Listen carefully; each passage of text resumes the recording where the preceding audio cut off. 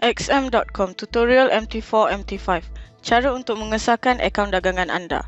Untuk mengesahkan akaun dagangan, anda hanya perlu log masuk ke ruang keahlian dan hantar dokumen yang diperlukan, iaitu bukti identiti dan bukti kediaman. Apakah dokumen sokongan yang perlu anda hantarkan kepada kami?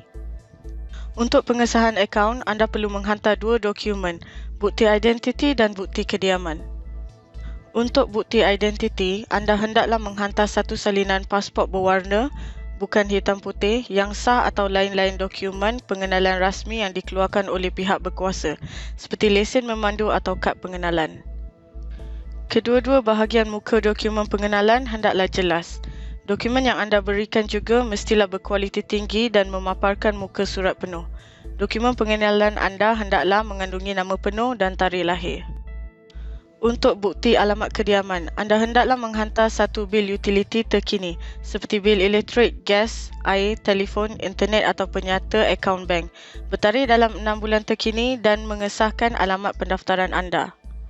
Sila pastikan alamat pada dokumen ini sama dengan alamat yang diberikan sewaktu proses pendaftaran akaun XM anda.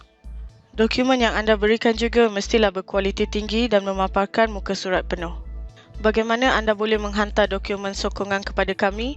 Anda hanya perlu log masuk ke ruang keahlian XM, klik muat naik dokumen yang berada di bahagian kanan laman dan muat naik satu salinan imbasan atau gambar kualiti tinggi untuk kedua-dua bukti identiti dan bukti alamat kediaman anda mengikut arahan mudah yang disediakan.